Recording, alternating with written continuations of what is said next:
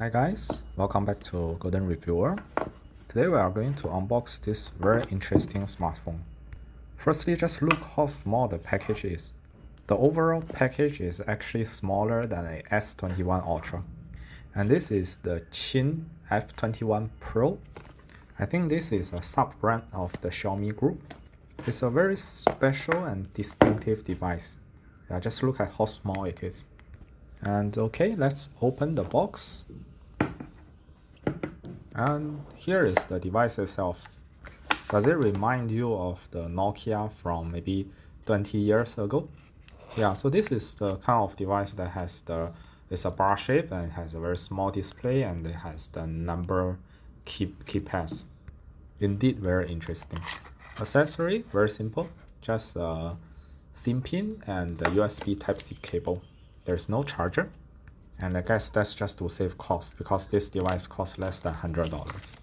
Okay, so now let's put the box aside and take a look at the device itself. Now I'll actually put the specs of this device on the left so you can have a look. And let's take a look around this device. Yeah, again, just check out how small it is. It's like nothing compared to your modern huge flagships like the S21 Ultra. It just feels nothing in your hand. Okay, now let's take the device out of its plastic wrap. And actually it does look very nice to me. It's built from plastic, of course. You can't expect metal for this price range. But the build quality does feel very nice. It's like a sturdy device. It's not like those cheap and lousy ones, okay? So it does feel nice. And yes, until now I still don't understand why any manufacturer would paste the sticker on the device just like that. I mean, it's inhumane to do so.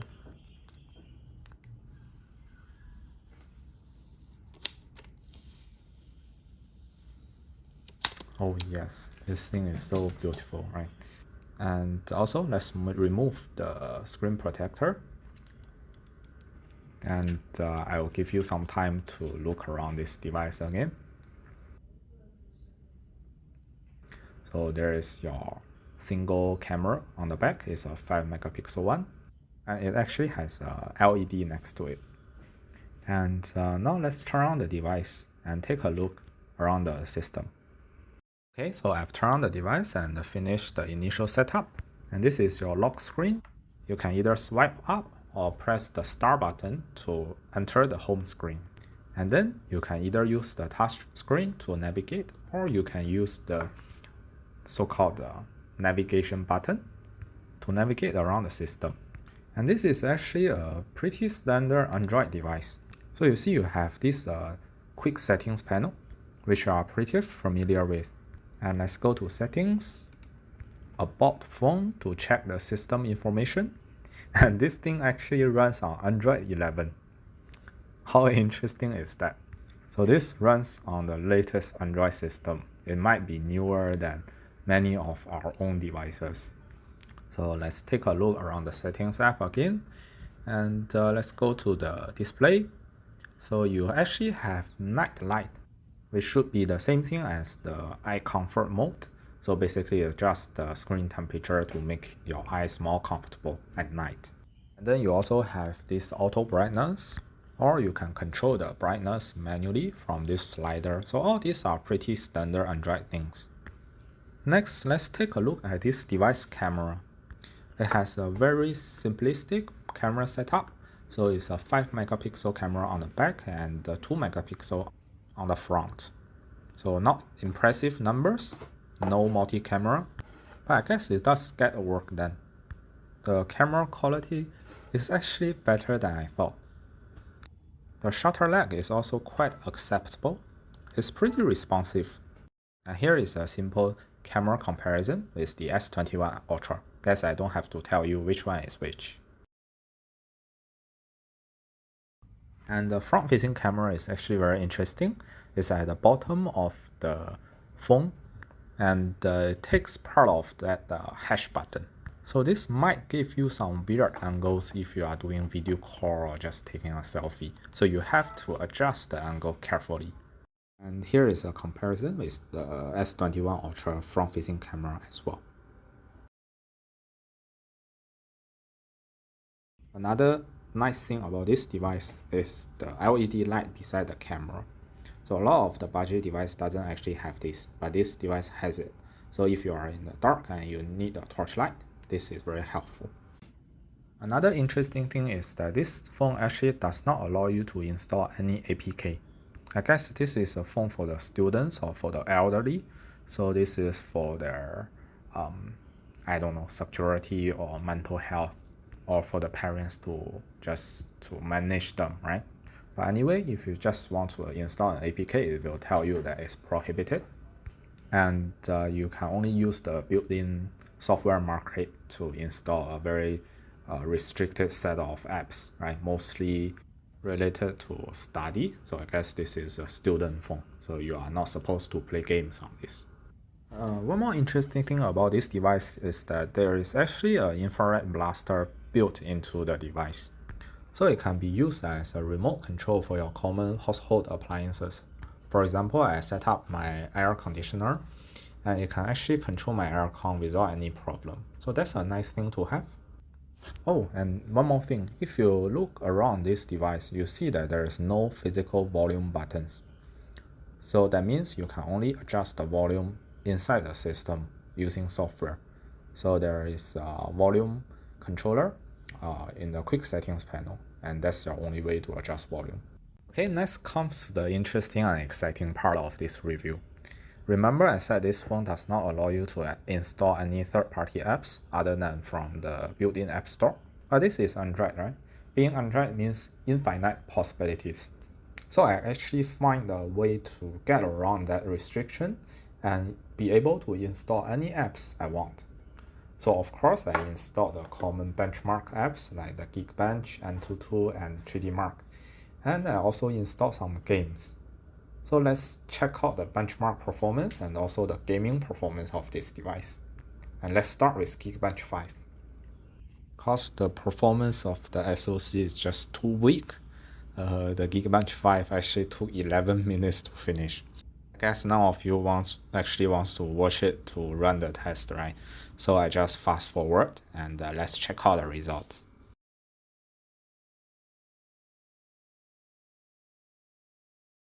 Okay, so we get 150 for single core and 524 for multi-core.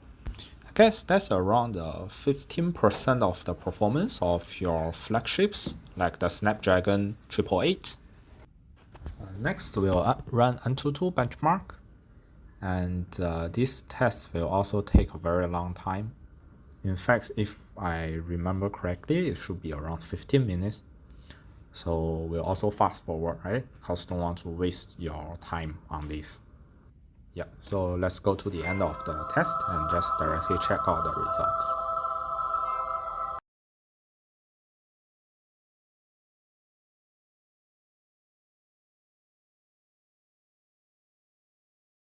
So we get around 94,000 for Antutu benchmark.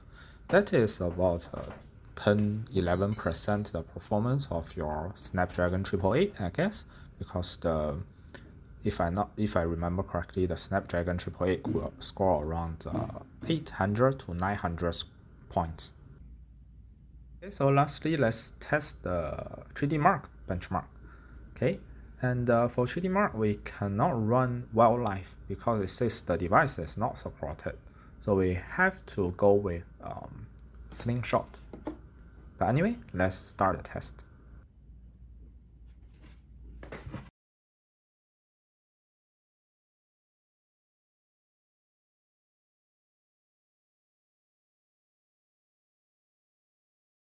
For this 3D Mark test, we get 253 points.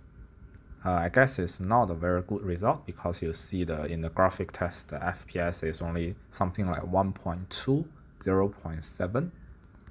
Quite pathetic, right? And we can compare the result to other devices. So most of the flagship devices should get around 5,000, 6,000, 7,000 even. And so this is around, I don't know, 4% or 5% of their performance. You know what's more interesting than the benchmarks? Let's actually try to run the Genshin Impact game on this device and see how it performs. Apparently the loading is going to take a very long time. In fact, it took the device over 5 minutes to actually finish loading the game.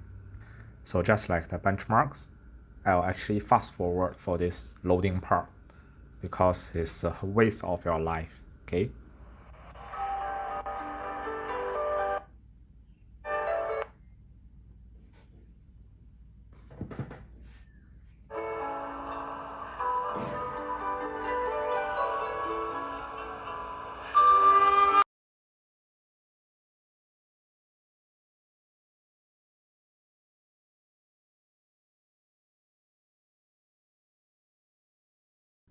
And moment of truth, we can actually enter the game.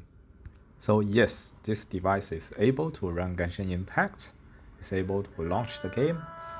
I don't know about the performance yet, but at least we are in the game now.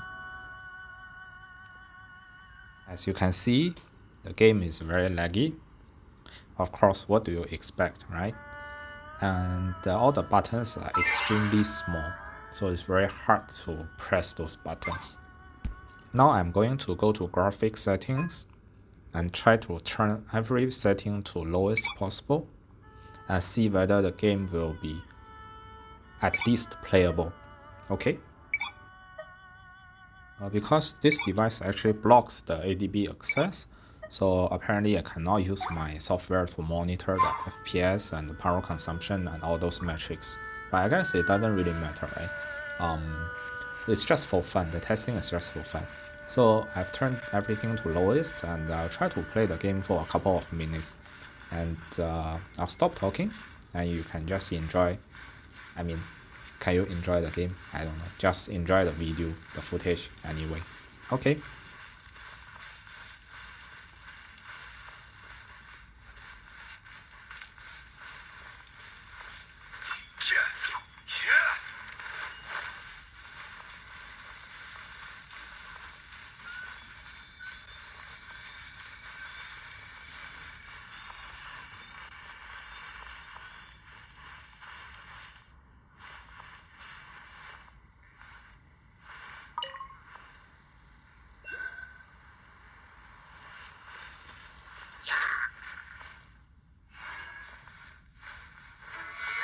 Solidify!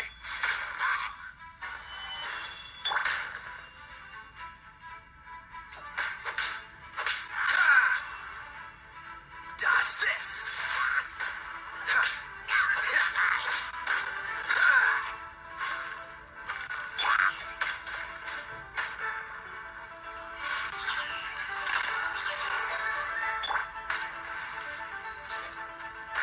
This is order.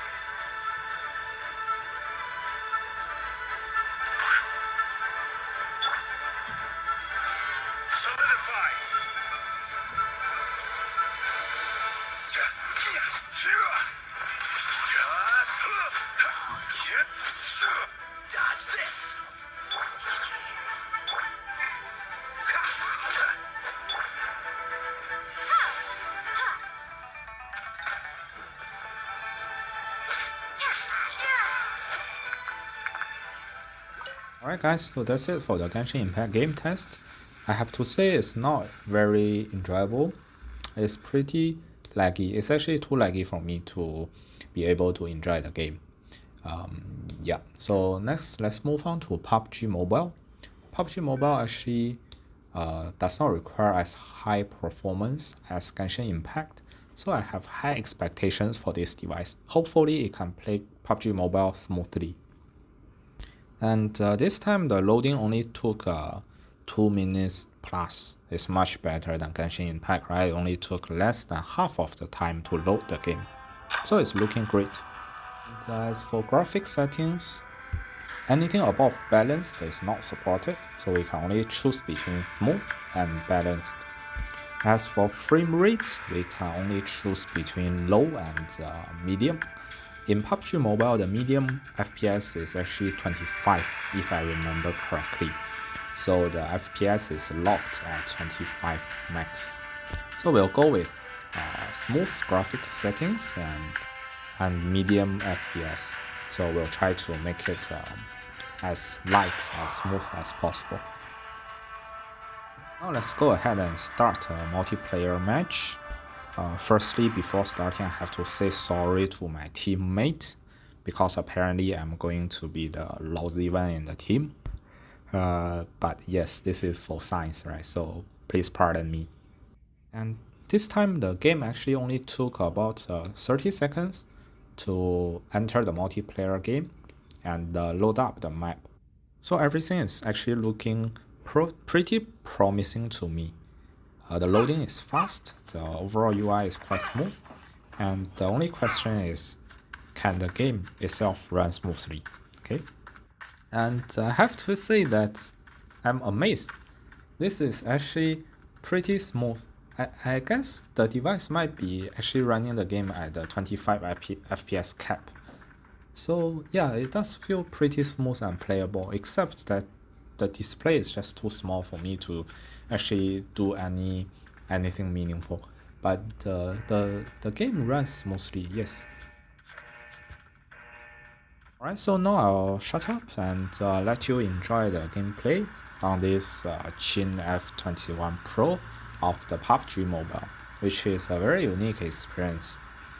Yes, please enjoy the video.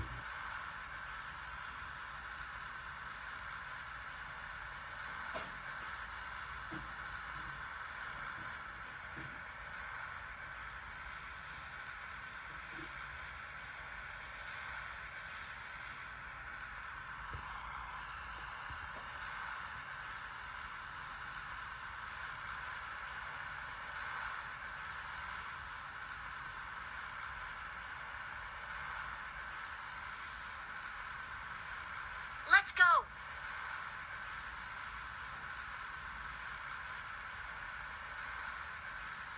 Let's go!